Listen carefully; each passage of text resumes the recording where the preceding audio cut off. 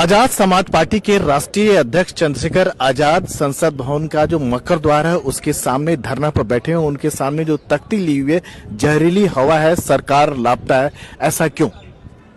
मैं समझता हूं एक दिन में लगभग 6 से 7 सिगरेट वो लोग भी पी रहे हैं जो सिगरेट पीते नहीं। और ये किसने मजबूर किया है? ये मजबूर किया है जहरीली हवा ने। और मैं समझता हूं शहीद सरदार भगत सिंह ने कहा था कि बहरों को सुनाने के लिए धमाकों की जरूरत पड़ती है, जिस बात को नहीं सुना जा रहा है। अब यहाँ कौन बोलेगा? पार्लियामेंट मीडिया से कौन बोलेगा? मीडिया किसकी बात सुनेगी? आम जनता की तो नहीं सुन सकती। इतना तो नहीं हो सकता, संभव है। तो इसलिए मैं यहाँ जमीन पे बैठा हूँ, इसलिए धरना कर रहा हूँ कि सरकार को इस मामले का संज्ञान ले। मैंने अर्जेंट मोशन भी दिया है। सरकार आपकी बात सुन रही है? नहीं सुनेगी तो फिर धरना होगा। धरना इसलिए तो हो रहा है कि नहीं सुन रही है सरकार। अगर सरकार सुनती और सरकार काम करती तो मैं आपको लिख के देता हूँ कि लोगों को शुद्ध हवा के लिए पैसे नहीं पे करने पड़ते। आप देखो ना, बच्चे जा रहे हैं स्कूल की वैन में, खांसी कर रहे हैं, कर्मचारी आ रहे हैं, खांसी कर रहे हैं, मास्क ला के लोग घूम रहे हैं। शुद्ध हवा भी अगर नहीं दे सकते तो सरकार क्या कर रही है? और मंत्री जी ने हाथ जोड़ ले कि दिल्ली के मंत्री जी ने हाथ जोड़ ले कि मैं प्रदूषण मुक्त नहीं कर सकता हूँ। नहीं कर सकते हो, कहते कि 7-8 महीने में इतना संभव नहीं है। तो आप ये बताओ, आप तो वादा कर रहे थे, आप तो एक दिन में बदलने की बात कर रहे थे दिल्ली को। 1 साल के लगभग समय हो गया आपकी सरकार को, तो आप कह रहे हैं कि आप 7-8 महीने में नहीं कर सकते हैं। तो अब तक आपने क्या किया? आपको नहीं पता था? क्यों देश जो है और सरकार इस समस्या लड़ने के लिए तैयार नहीं? आज कोहरे से कितने लोगों की जान जा रही? हाईवे बनाए, सब कुछ बने, आपको क्यों नहीं नजर आया कि भाई कल कोहरे से जान जाएगी? 13 लोग मर गए। तो इसलिए मैं यहाँ खड़ा हूँ कि सरकार सुने।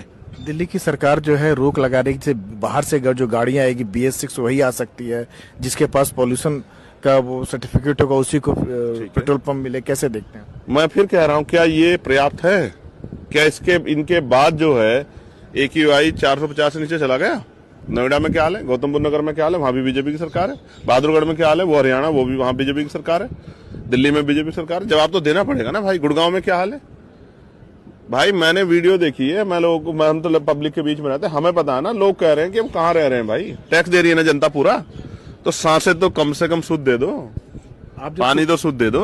आप जब सुबह उठते थे क्या वॉक वगैरह करते हैं? कैसा फील करते हैं बाहर निकलने के बाद? मैं कह रहा हूँ, मैं एरो प्यूरिफायर लगा लूंगा, मुझे आसानी हो जाएगी। लेकिन क्या हर व्यक्ति अफोर्ड कर सकता है? आप बता दो। दिल्ली में झुग्गी झोपड़ी वाले गरीब लोग, कर्मचारी लोग, यहाँ CSF के जवान, यहाँ कर्मचारी कर सकते हैं?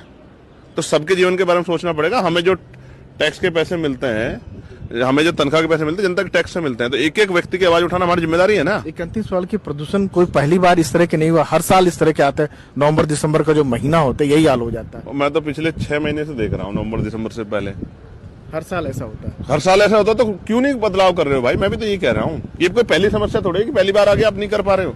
ये तो हर साल हो रही है। आप तो इन वादों के साथ आए थे कि हम ठीक कर देंगे, शुद्ध सांसें देंगे, शुद्ध पानी देंगे, क्यों नहीं दे पा रहे हो? मेरा सवाल है, ये सवाल आम जनता का है, ये राजनीति से परे है।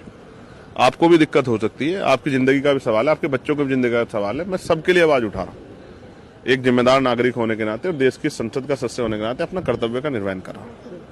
ये थे नगीना से सांसद चंद्रशेखर आजाद, जिनका ये कहना है कि प्रदूषण से रोकने की जिम्मेदारी सबकी है और इसकी आवाज सबको मिलकर उठानी चाहिए। संसद भवन से राजीव रंजन, NDTV इंडिया।